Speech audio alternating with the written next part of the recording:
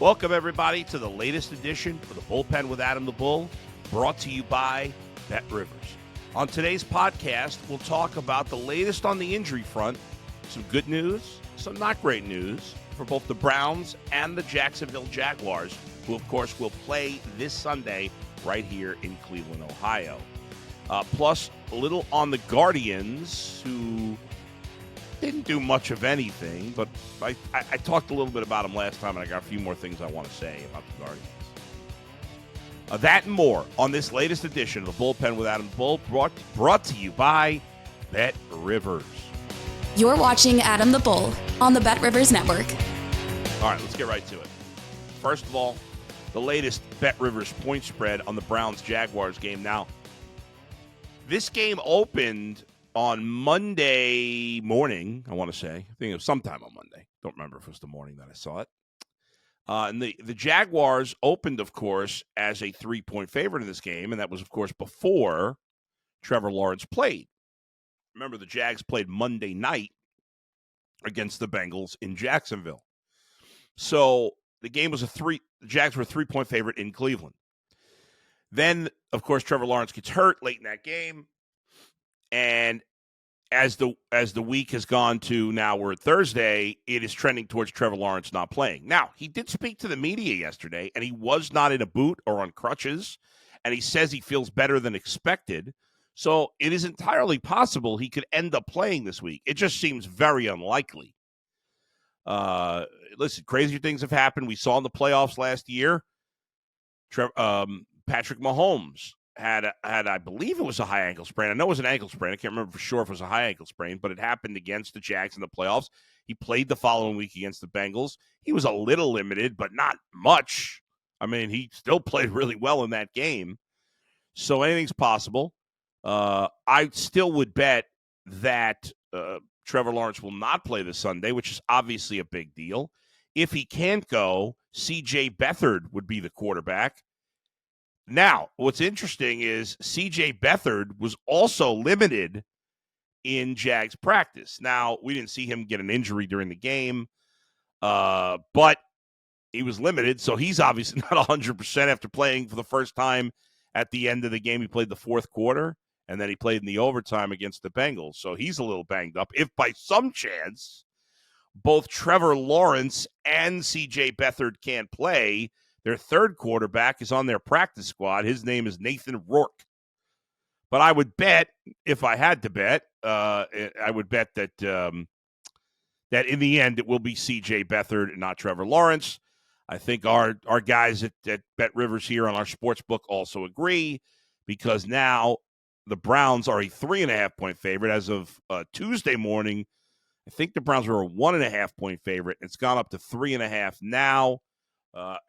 Once it passes the Rubicon of 3 points, then it if you sit at 2.5 at 3, it takes a lot for it to move up even more, and it did to 3.5. So at this point, if Trevor Lawrence is officially ruled out of this game, which I think could happen as soon as Friday, but maybe not until Saturday night, Sunday morning. And I guess we'll see if the Jags elevate their third-string quarterback, Nathan Rourke, from the practice squad, that would make you think that Trevor Lawrence is out. And I would think the line might move even more. Now, part of the reason, and cornerbacks don't usually create line movement, and I don't know that it will in this case at all. But part of the reason I at least have more confidence in the Browns this week, beyond the fact that Trevor Lawrence is hurt, let's face it, if Trevor Lawrence was healthy, the Jags would be favored. I told you they were. And I'd be leaning towards picking the Jags in this game. But there's a number of big injuries. Injuries have worked against the Browns for the most part this season. Not the case this week. There are three big injury statuses of this game that have swung my opinion on this game. One, Trevor Lawrence, not likely to play. Even if he does, he should be limited. Number two, Christian Kirk, Jags wide receiver. He got hurt early in the Bengals-Jags game. He's out for the year. And he's been, I don't think he's not their best receiver. Calvin Ridley is their best, most talented receiver, but he's their go-to guy. And he's been their most reliable receiver for the last 2 years. And then the third situation is a positive one, and that's for the Browns. In case you haven't heard it yet, for the first time in a number of weeks, Denzel Ward was on the practice field on Wednesday. This is huge. We have all seen that with Denzel Ward out the last 2 weeks, the Browns defense has not been good. This is a defense that for much of the season was one of, if not the best in the NFL. The last 2 weeks, they've been pretty bad. At best, they've been average, but a far cry from what they had been early in the season. Now, certainly part of that is Myles Garrett getting banged up 2 games ago with the shoulder injury. He was completely ineffective this past game. But the other big part of that is the secondary and Denzel Ward. I think those who were not believers in Denzel Ward now realize how important he is. He is far and away the second best player on this defense after Myles Garrett. There's no doubt how valuable he is to the secondary. We've seen it. Greg Newsome is a slot corner. At that job, he is perfectly fine. He is not an outside corner. I know he wants to be. He's not. And he has struggled mightily the last 2 weeks. So Denzel Ward getting back on the practice field on Wednesday is huge. Now, it's not a guarantee that he's back yet. He's dealing with a shoulder injury. And we don't know, what kind of a role that will play. But he's not a defensive lineman. He's not having to use that shoulder to push through 300-pound guys. Obviously, if he plays, it might be at least a slight factor. But, Denzel Ward's game is not really about mixing it up with other guys in that way, obviously. So while I think it could affect him, it's not going to be the effect that it's had on Myles Garrett. You wouldn't think. He's missed 2 games. Their secondary's been lousy for 2 games. He's by far the most important guy in their back 7, not even close. And if they can get him back, and again, it's not a short thing that he's going to play, but the fact that he was able to get in a limited practice yesterday is a pretty big deal. So those 3 injury notes, Lawrence, Kirk, Ward, are all beneficial to the Browns. Not that you want anybody to be hurt. I'm just dealing with the realities. Trevor Lawrence, this is a very different game. That doesn't mean the Browns couldn't win if Trevor Lawrence played, and it doesn't mean that the Jags can't win with C.J. Beathard. We've seen all kinds of wild stuff. Not like the Browns were a 10-point favorite here. And by the way, the Jaguars were a 10-point favorite last week against the Bengals, and they lost. So, we've seen this time and time again. The Browns have won games you thought they would lose. They've lost games you thought they would win. Fortunately, this year, there's been more games you thought they'd lose, and they actually won than vice versa. But the last 2 weeks, a lot of us thought the Browns would win these games, and they didn't. Elsewhere on the injury front, in terms of the Browns, a couple things to keep an eye on. Cam Mitchell designated to return from IR. Cam Mitchell's done a nice job when they've been able to use him. Obviously got hurt, and he's been off the team. But designated to return from IR means they have 3 weeks to activate him. Otherwise, he's done for the year. I assume he'll come back. I don't know that he'll be back for this game. Usually when they start that clock, often the guy does not play the first week. My guess is he'll be back next week against the Bears. But it's a positive that Cam Mitchell has been a good depth piece at corner, is on his way to returning. Now, I've talked about a lot of injuries and important parts of this game. The most important for the Browns I think actually Denzel Ward's the most important. But one of the most important, obviously, is what's happening at quarterback. We're how many minutes into this podcast, and I haven't talked about the Browns quarterback situation. We're 9 minutes in. Oh, my God. What will we do? We're 9 minutes in. Okay, so let's talk about the latest on the Browns quarterback situation. So on Wednesday's practice, Joe Flacco took all the first-team reps. For the first time since he last played, DTR practiced. He was out on the field yesterday, positive sign, but he has not been cleared from concussion protocol. I think early in the year, some people thought that if you were in concussion protocol, you couldn't practice. That is not the case. I don't know if they changed that this year, because I don't remember guys doing that last year. It just could be I don't remember. That simple. But we've seen a number of guys practice this year, not just on the Browns, but on other teams, without clearing concussion protocol. Marquise Goodwin's not been one of them. He's been in concussion protocol for a while. I want to say it's been 5 weeks now at this point. He's still not practicing, but DTR was able to get out on the field. I think at this point it's pretty obvious you're sticking with Joe Flacco for a minimum of this week. There's no reason to make a quarterback change. Even if DTR were completely healthy, Flacco played well enough that I think you want to stick with him. We all want to see DTR get developed and be the long-term answer, at the very least, as the Browns' backup quarterback. I think this year has shown you that you have to have a guy you could trust as a backup quarterback, as we've seen more quarterback injuries than ever before. However, right now, this team battling for a playoff spot, the way Joe Flacco performed in his first game was certainly good enough that you'd want to stick with the veteran at this point. I think it makes the most sense. I like the way DTR has progressed, but I don't think he's progressed enough at this point that I'm going to bench Joe Flacco off the game he played, even with the terrible pick. Now, we still got plenty of games left. All right? The Browns have 5 games left. We don't know how much gas Joe Flacco has left in the tank. At his age, we've seen him play the last few years as a journeyman. He has not had a ton of success. Last year, played very well in his first 2 games for the Jets, including the Browns game, and then he went down the tubes after that. That could very well happen again, and maybe against Chicago or the Jets or the Bengals, maybe you're flipping to DTR. We shall see. Every game matters. Every moment matters. Every decision matters right now. There are a ton of teams battling for these playoff spots. The Browns need to make the playoffs. And right now, at this moment in time, Joe Flacco gives them the best chance to win. Making a bold statement or a general declaration for the rest of the year is pointless. Kevin Stefanski hasn't even announced that Joe Flacco is starting this week.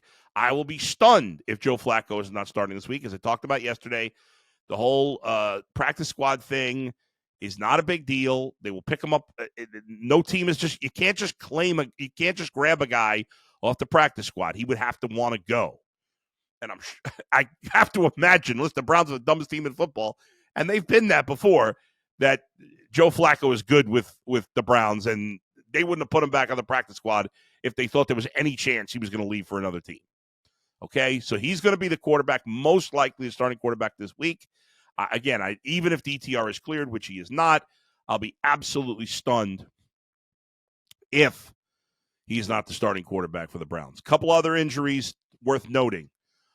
This is an important one, obviously. Amari Cooper left the game with a concussion. He's also got the injury of the shoulder that he had the week before. He did not practice. I don't know. I don't feel great about Amari Cooper playing this week. Between the shoulder injury, which is clearly affecting him last week, and the concussion protocol.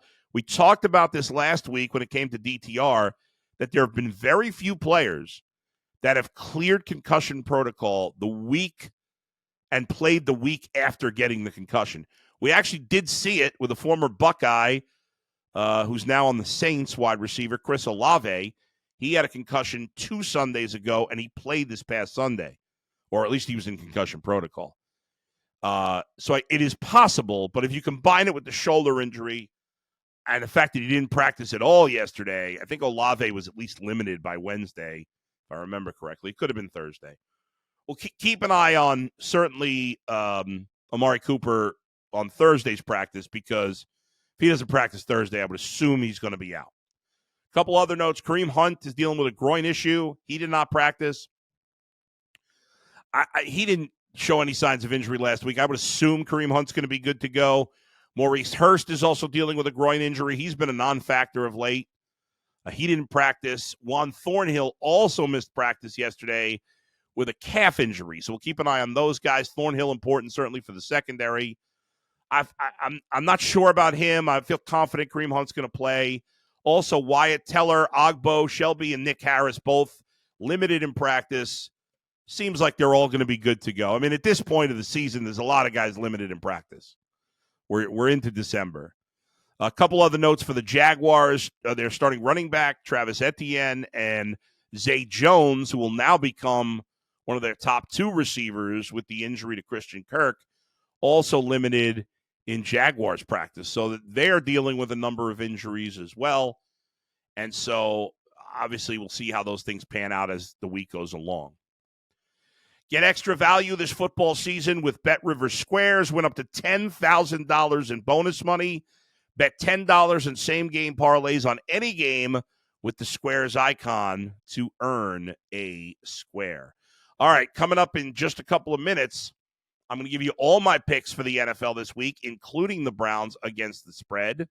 That's coming up in just 2 minutes. But I wanted to talk about the Guardians. The Guardians, to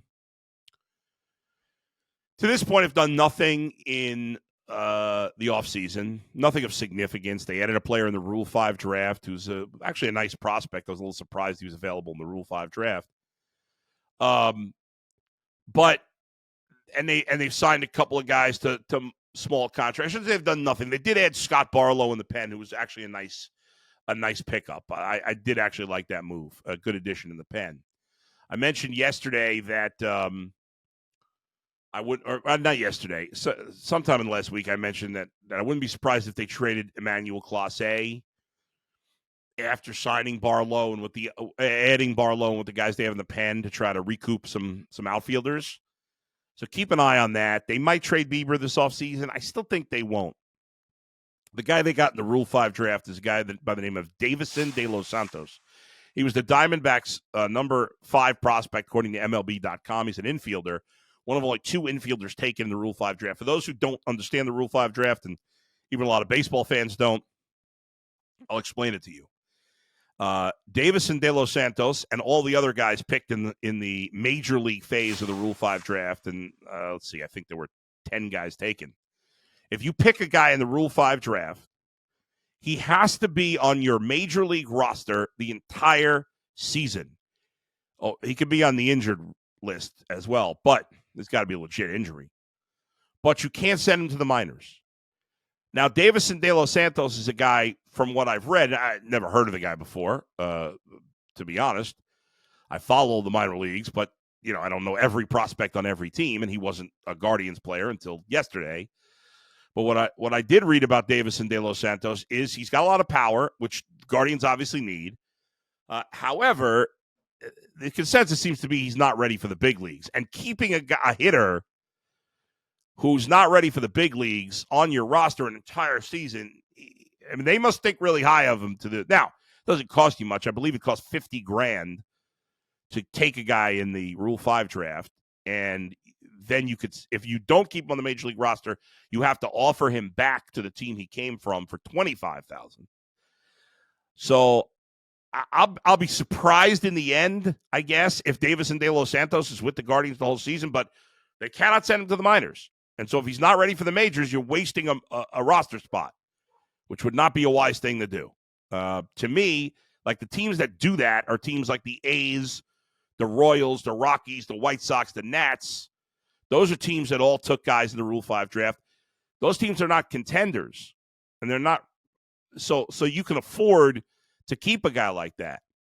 But the Guardians and the Mets and the Rangers all took guys, and those teams are certainly, the Rangers are contending, and they just won the World Series. And now the Rangers and Mets took pitchers. It's a little easier with the pitchers to kind of keep a guy around. There's always 1 or 2 guys in the pen that don't pitch that much, but every hitter spot is extremely important. So we'll see what happens with that. As for the bigger picture, listen, here's the bottom line for me. If you can't afford to have a reasonable MLB payroll, which is minimum $125 million, you are not capable of being an owner. Times have changed. I believe that Dolan should sell the team. Now, David Blitzer is coming as a minority owner. He's apparently got a lot more money than the Dolans do. I don't care. I don't want to hear about the stupid TV deal. You have to compete with other teams. I'm not asking you to have the same payroll as the Yankees, the Mets, and the Cubs. But you got to have at least $125 million. Think about how good this Guardians team, which is already, a decent team, could be with an extra $50 million on the payroll. It'd be a huge difference. Instead, they're going to add pennies this year. It's time for the Dolans to sell. Enough is freaking enough. Get them out of here. And hopefully David Blitzer is a guy who's, he owns other teams and other sports. Now's the time. And hopefully he, as the majority owner, would be willing to spend. Because I'm sick of this. He owns the Sixers and the Devils. Let's go, David Blitzer. We need you here, and we need you to spend some cash. So hopefully he'll do that. This bringing him in seemed to always be a part of a eventual transition out of ownership for the Dolans. Well, let's make it happen sooner rather than later. I'm sick of this crap. All right. Let's do it. NFL picks for this week. We start with the Browns. You know what? Let's end it with the Browns. Keep you waiting for that. Colts-Bengals, 1 p.m. Sunday. Game is in Cincy. Indy is a 1-point favorite. I am surprised by this. I am surprised coming now. Listen, it's a week-to-week league. But the way the Bengals played this past week, I'm surprised they're an underdog at home. I'm actually, and maybe I'm prisoner of the moment, but I'm going to take the Bengals +1 at home against the Colts. I like the Bengals to win this game. Buccaneers at the Falcons. Falcons are 1-point favorite. These NFC South matchups, they're all kind of close outside of Carolina. Tampa, Baker's done a decent job. Still way too many turnovers, but not as bad this year in the past. He's been a little up and down, but I give him his credit. He's been decent this year. Serviceable, certainly. Starting caliber worthy, if nothing else. But I like Atlanta at home. Their defense has played very well. I think it's a close game. I think Falcons win by a field goal. I'll take the Falcons at home. I'll take the Texans on the road. I think the Texans are getting on a big-time roll, and they will finish as the 5 seed in the AFC. Texans are at the Jets. Jets can't score. Texans can. Jets defense is solid, but C.J. Stroud's been phenomenal. Obvious rookie of the year. Texans will win by more than 4 at home, on the road against the Jets. Continue with the 1 o'clock games. The other two NFC South teams, Saints host the Panthers. Saints are a 5-point favorite at home. Obviously, they're much better at home. I'll lay the 5 with the Saints. Rams at the Ravens. Ravens favored by a touchdown in this one. I actually like the Rams to cover. Now, I think the Ravens will probably win, but the Rams are playing much better the last couple of weeks. We saw them last week. Their offense is cooking right now. Stafford's playing solidly well. Puka Nakua's playing great. They got Kyren Williams playing. Kyren Williams, I didn't even think had that good a game against the Browns, and he still put up pretty big numbers. I like the Rams to keep that close. I think the Ravens win a close one, but I'll take the Rams +7. Lions at the Bears. Lions are a 3.5-point favorite. Bad weather in Chicago. Justin Fields back. Jared Goff bounced back last week after 2 straight kind of so-so games. This game is a little tough. I think the Bears could be tricky at home. In the end, I'll go with the Lions. I'll lay the 3.5. I don't love that one because I think the Bears could be feisty and keep this close, but I still got to lean towards the Lions. All right, 4 o'clock games. Seahawks at the Niners. Niners are a 10.5-point favorite. That's a lot. The Niners right now look unstoppable, but the Seahawks have played pretty well too. It's hard to pick against the Niners because they're playing so well, but I like the Seahawks with the points. I think the Niners win, but I think the Seahawks keep it a game. So I'm gonna go with the Seahawks +10.5 in that one. Raiders at home against the Vikings. They're getting 3 points. I'm actually gonna go with the the Raiders to win this game outright at home. I like the way they've played under Antonio Pierce. They've been much better. I don't believe in the Vikings, despite the way they've played so far this year. I think Josh Dobbs, nice player, good backup. I think he's going to continue his crash. They decided to stay with him. Broncos at the Chargers. Chargers favored by 2.5. How do you figure out the Chargers right now? I'll take this is a hard game to pick. This is a stay away from me, honestly. I'm going to take the Chargers -2.5, but I don't feel great about it. Bills at the Chiefs. 2 teams that have been disappointing to some degree on offense. I'm going to take the Bills to pull the upset here. I think Josh Allen's playing better than Patrick Mahomes right now. I'll take the Bills +1.5 on the road. It's hard. The Bills are 6-6. It's weird to be picking them at Kansas City, but I have a feeling they're going to pull an upset. The Chiefs have had their number. I feel like it's their time for the Bills to finally win one of these games. Sunday Night Football, Eagles at the Cowboys. Let's go Dallas. I believe in Dak Prescott right now. I'm picking the Eagles and the Chiefs both to lose. I'm probably out of my mind. I'll take the Cowboys -3. I'm feeling it. Do the Monday night games on Sunday. Finally, the Browns hosting the Jaguars, favored by 3.5. I'm going with the Browns this week. I'm not going to lie. I was going to, if Trevor Lawrence was healthy and had not gotten hurt. The information I had on Monday, Denzel Ward I didn't think was going to play. Trevor Lawrence was healthy. Christian Kirk was healthy. I was definitely leaning towards the Jaguars in this one. But with Denzel coming back, Trevor Lawrence unlikely to play, and Christian Kirk out, I'm now flip-flopping, and I'm going with the Browns. I think they will win this game by 4 to 7 points. I'll take the Browns at home, and those are my picks for week number 14 in the NFL. Thanks, as always, for listening. Thanks, as always, for watching. Make sure you hit that subscribe button, and you'll get alerts every time I put out a podcast. Thanks to Brian Monzo for producing. We'll talk to you next time. Where else but right here in the Bullpen with Adam the Bull, brought to you by Bet Rivers. See you, everybody.